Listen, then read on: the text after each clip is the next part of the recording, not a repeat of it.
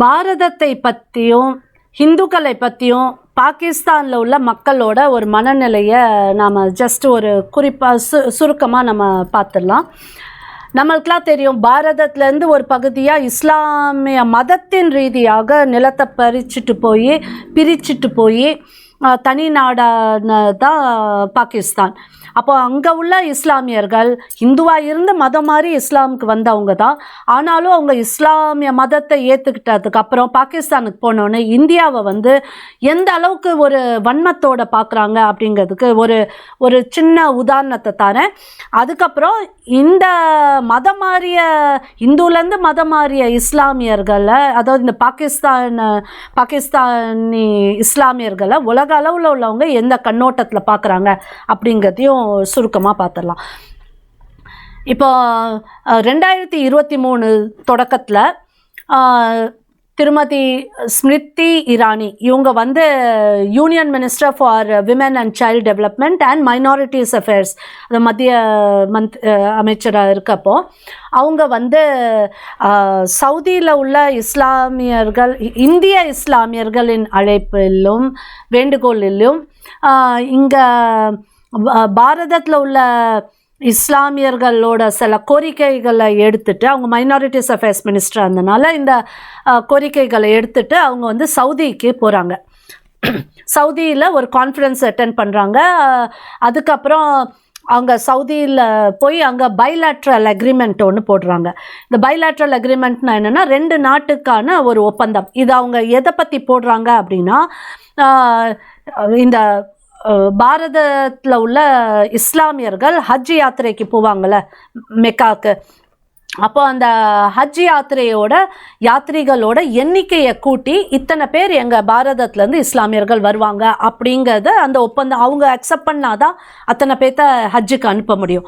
அப்போது அந்த ஒப்பந்தத்தின் அடிப்படையில் ஸ்மிருதி இரானி அவங்களும் இந்த சவுதி அரசுக்கும் அதை பாரத அரசின் சார்பாக ஸ்மிருதி இரானி அவங்களும் சவுதி அரேபியா அந்த அரசும் ஒப்பந்தம் போடுறாங்க. இதன் அடிப்படையில் என்ன அப்படின்னா, பாரதத்தில் உள்ள 2,75,025 யாத்திரிகள், ஹஜ் யாத்திரிகள் அங்கே சவுதிக்கு வர்றதா ஒப்பந்தம் போடுறாங்க. இது எப்படி அப்படின்னா, 2,40,020 ஹஜ் யாத்திரிகள் ஹஜ் கமிட்டி ஆஃப் இந்தியா மூலமாகவும் 35,005 ஹஜ் யாத்திரிகள் இந்த ஹஜ் குரூப் கமிட்டிஸ் இருக்கும், ஆப்ரேட்டர்ஸ் இருப்பாங்க, இந்த ஹஜ் குரூப் ஆப்ரேட்டர்ஸ் மூலமாகவும் வருவாங்க அப்படிங்கிற அந்த ஒப்பந்தத்தை சைன் பண்ணுறாங்க. சரி, இதுதான் அவங்க போனதுக்கான முக்கிய காரணம். இந்த ஒப்பந்தம் ஏற்பட்டதுக்கப்புறம் என்ன ஆகுது அப்படின்னா, சவுதியில் உள்ள அந்த அரசு ஸ்மிருதி இரானியை அவங்கள கூட்டிகிட்டு போய் சில மசூதிகள் மெக்கா மதீனாவுக்கு கூட்டிகிட்டு போகிறாங்க. இப்போ இந்த மெக்கா மதீனா ரொம்ப புனிதமான ஒரு ஸ்தலம் அவங்க இஸ்லாமியர்களுக்கு. அங்கே இந்த ஸ்மிருதி இரானி அவங்க பாரதத்தில் உள்ள பாரம்பரியமான சாரியை தான் கட்டியிருக்காங்க. அங்கே எதுவும் ஹிஜாப் போடல, புர்கா இருக்கா, அவங்க இது முறையில் எந்த ஒரு இதுவுமே ட்ரெஸ் பண்ணல, ஒரு பெண்மணியாக இருந்தும் அவங்க போகிறாங்க. இதை பார்த்த உடனே கொந்தளிச்ச நாடு எது அப்படின்னா பாகிஸ்தான். பாரத தேசம் அப்படிங்கிறது ஹிந்துவும் இஸ்லாமும் வேற எதிரிகள் அப்படின்ட்டு இந்த நேரத்தில் ஸ்மிருதி இரானி அங்கே சவுதிக்கு போய் சவுதிக்காரங்களே அவங்கள மெக்காவுக்கு கூட்டிகிட்டு போகிறாங்க அப்படின்னா உண்மையிலே கை கால் ஓடலை பாகிஸ்தானில் உள்ள மக்களுக்கு. அதில் வலைத்தளத்தில் நீங்கள் பார்த்தீங்கன்னா அப்படியே பரபரப்பாக இருக்கும். அவங்க என்னென்னலாம் மெசேஜ் சவுதி ஒரு சில மெசேஜஸ் வேர்ட்ஸே சொல்ல முடியாது, பட் நான் இதை ஜஸ்ட் கோட் பண்ணுறேன், இடியட்டுன்னு சொல்லியிருக்காங்க. இந்த மாதிரி பல விஷயங்கள் இந்த பாகிஸ்தானில் உள்ளவங்க நெட்டிசன்ஸ் போட்டிருக்காங்க. என்ன இப்படி முட்டாள்தனமாக கொண்டுட்டு போகிறீங்க, உங்களுக்கு இது இல்லையா, மதத்து மேலே ஒரு இது இல்லையா, நம்ம மதம் இப்படி இஸ்லாமியர் இல்லாதவரை அங்கே மெக்காக்குள்ளே அலோவ் பண்ணக்கூடாது, நீங்கள் எப்படி கூட்டிகிட்டு போனீங்க அப்படி இப்படின்னு போட்டதில் ரொம்ப மோசமாக திட்டுறாங்க சவுதி ஆட்களை. அதில் ஒரு பதிலில் நான் குறிப்பாக கொண்டுட்டு வந்திருக்கேன். அப்போ அங்கேருந்து சவுதியிலேருந்து ரிப்ளை என்ன வருது அப்படின்னா, இதெல்லாம் வந்து வலைத்தளத்தில் நெட்டிசன்ஸ் அந்த இன்ட்ராக்ஷனில் உள்ளது. அதில் அவங்க என்ன போடுறாங்க அப்படின்னா, our land, our country, our rules. Just because your ancestors converted to Islam and gave you an Arabic name doesn't mean you have an opinion in it. You are irrelevant and we are not the same, the user wrote. இது அவங்க என்ன சொல்கிறாங்க அப்படின்னா, இது எப்படி அப்படின்னா, நீ உன் முன்னோர்கள் மதம் மாறினால நீ எங்களுக்கு ஆலோசனை சொல்லாத, நாங்கள் ஒரிஜினல், நீங்கள் டூப்ளிகேட் அப்படிங்கிற பாணியில் தான் இது போகுது. அவங்க என்ன சொல்கிறாங்கன்னா, உங்கள் முன்னோர்கள் ஏதோ மதம் மாறிட்டாங்க, உங்களுக்கு ஒரு அரேபிய பேரை கொடுத்துட்டாங்கங்கனால நீங்கள் எங்களுக்கு ஆலோசனை சொல்லாதீங்க. எங்கள் நாடு, எங்கள் சட்டம், எங்கள் மதம் எங்களுக்கு தெரியும் என்ன பண்ணுன்ட்டு. மதம் மாறின நீ எனக்கு சொல்லாத அப்படிங்க இதை சவுதியில் உள்ள நெட்டிசன்ஸ் இங்கே பதில் சொல்லியிருக்காங்க பாகிஸ்தானியர்களுக்கு. இதுதான் மதம் மாறி போனவங்களோட மரியாதை. இப்போது பாரதத்தை வந்து பாகிஸ்தான் வந்து நாம் பாரதம் நாம் ஹிந்துஸ்தான் சொன்னோம்னா உடனே நம்ம ஆட்களே கொந்தளிச்சு எழுந்துச்சு, மத சார்பற்ற நாடு எப்படி ஹிந்துன்னு சொல்ல முடியும், ஒரு மதத்துக்கு மட்டும் எப்படி இந்த நாட்டை சொல்ல முடியும், அரசியலமைப்பு சட்டம் இது அதுன்ட்டு இல்லை கொண்டுட்டு வருவாங்க. ஆனால் நீங்கள் பாகிஸ்தானி சேனலை மட்டும் எடுத்து பாருங்கள், உங்களுக்கு தெரியும். பாரதம்ன்ட்டு சொல்ல மாட்டாங்க, இந்தியான்னு சொல்ல மாட்டாங்க, ஹிந்துஸ்தான்னு தான் பெரும்பாலும் சொல்லுவாங்க. பாரதத்தை விட்டு வெளியில் போகிற இஸ்லாமியர்கள், அதாவது ஹிந்துவில் இருந்து மதம் மாறிய இஸ்லாமியர்கள் தான் நம்ம பாரதத்தோட குடிமக்களாக இருக்காங்க. பாரதத்தோட குடிமக்களான இஸ்லாமியர்களோட அடையாளம் வெளிநாட்டில் எப்படி இருக்குன்னா ஹிந்துஸ்தானி அப்படின்னு தான் சொல்லுவாங்க. அப்போது அவங்களுக்கு வந்து அது டிஃப்ரென்ஸ். இவங்க ஒரிஜினல் கிடையாது, மதம் மாறினவங்க அப்படிங்கிற அந்த அடையாளம் தான் இவங்களுக்கு உண்டு. இவங்கள இஸ்லாம்ன்ட்டு வெறும் முஸ்லீம்ஸ் அப்படின்ட்டு ஏற்றுக்கிட மாட்டாங்க, இஸ்லாமியர்கள் அப்படின்ட்டு ஏற்றுக்கிட மாட்டாங்க, ஹிந்துஸ்தானி இஸ்லாமியர்கள் தான் அவங்களுக்கு அடையாளம்.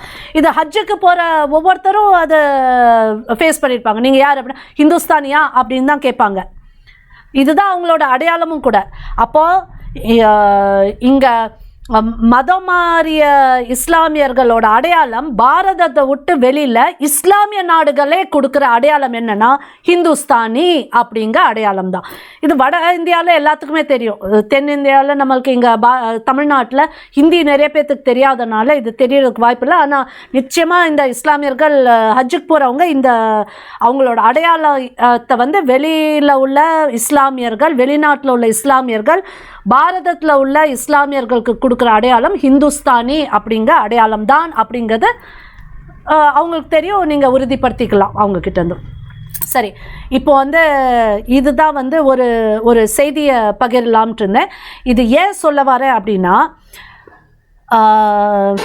பாரதத்தில் உள்ள ஸ்மிருதி இரானி மெக்காவுக்கு போனதுக்கு வயிறு எறிஞ்ச பாகிஸ்தானுக்கு சவுதி ஆளுக்க கொடுத்த பதிலடியை நம்ம பார்த்தோம். இதுலேருந்து நமக்கு தெரியும் மதம் மாற்றம் அப்படிங்கிறது வந்து ஒரு கட்டாயத்தில் ஏற்படுதோ ஏதோ ஒரு காரணத்தில் ஏற்பட்டாலும் யார் ஒருத்தர் தன்னோட மதத்துக்கு விசுவாசியாக இல்லாமல் அங்கேருந்து மாறி போகிறாங்களோ அவங்களோட மதிப்பு அந்த மதத்தில் இருக்க ஒரிஜினல் மக்கள் வந்து அவ்வளோவா கொடுக்க மாட்டாங்க.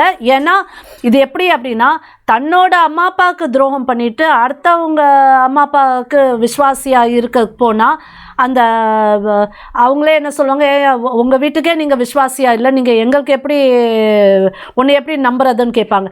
எப்படி ஒரு கம்பெனிலேருந்து இன்னொரு கம்பெனிக்கு, ஒரு கம்பெனியில் வேலை செஞ்சிட்ருக்க ஒரு எம்ப்ளாயி இங்கே இருக்க சீக்ரெட்ஸை அடுத்த கம்பெனிக்கு கொடுத்தா இங்கேருந்து வேலை போச்சுன்னா அடுத்த கம்பெனியும் அவனுக்கு வேலை கொடுக்காது. ஏன்னா நீ அடுத்த கம்பெனியில் இருந்து அங்கே துரோகம் பண்ணிட்டு தானே எனக்கு அங்கே உள்ள விஷயத்தில் எனக்கு சொன்னேன். நான் என்ன பைத்தியக்காரனா, உன்னைய இங்கே வேலை சேர்த்துட்டு நீ இன்னொருத்தன் உனக்கு காசு கொடுக்குறான், பதவி தரான், உனக்கு ஏதோ ஒன்று தரான் அப்படின்னா நீ ஏன் கம்பெனி சீக்ரெட்ஸையும் எடுத்து அவங்ககிட்ட பகிர்வேல, உனக்கெலாம் வேலை தர முடியாதுன்னு விரட்டி விடுவாங்க. இதானே இயல்பு, இதானே உலகத்தில் நடக்கிற ஒரு விஷயம். அதே மாதிரி தாங்க மத மாற்றமும்.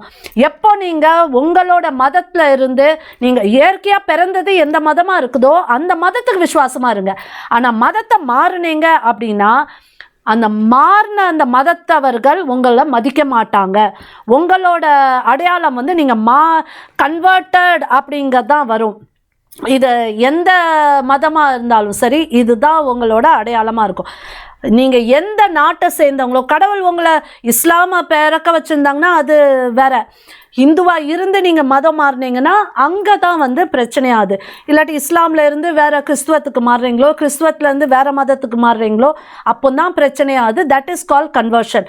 இப்போ இங்கே வந்து பாரதத்தில் உள்ள ஒவ்வொரு குடிமக்களும் தன்னோட அடையாளத்தை ஹிந்து அப்படிங்கிற அடையாளத்தை வச்சுக்கிட்டு அவங்க இருந்தாங்கன்னா, மதம் வேற மாறி இருந்தால், ஒரு காலகட்டத்தில் மாறி இருந்தால் கூட ஹிந்துங்க அடையாளத்தை அவங்க வந்து ஏற்றுக்கிட்டாங்கன்னா எல்லாத்துக்கும் மரியாதை கிடைக்கும். ஏன்னா அந்த அடையாளம் தான் நம்மளோட வேர்.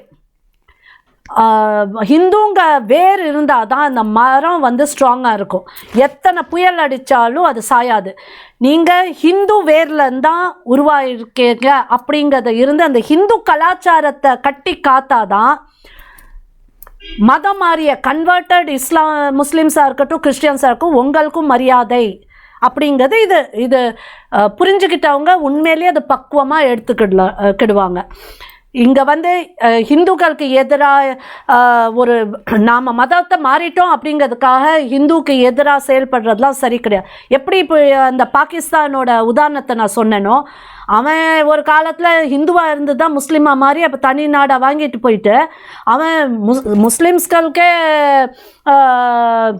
ஆலோசனை சொல்ல ஆரம்பித்தா, அங்கே இருக்க சவுதிக்காரன் சும்மா இருப்பானா, அவன் வந்து இவனுக்கு பதில் அடி கொடுக்குறான். ஐயோ நீ மதம் மாறிட்டு எனக்கு ஆலோசனை கொடுக்காத அப்படிங்கிற கதை தான் எல்லாத்துக்கும் வரும். அதனால மதம் மாறினவங்க தங்களோட வேறு தான் அடையாளமாக எடுத்துக்கணும் தவிர, மதம் மாறிட்டோம் அப்படிங்க அதை நீங்கள் ஒரு கடவுளை வழிபடுறீங்க சரி, வேற அறுக்கிறதுக்கு நினைக்கக்கூடாது அப்படிங்கிறதான் இதோட சாராம்சம், செய்தி. வணக்கம்.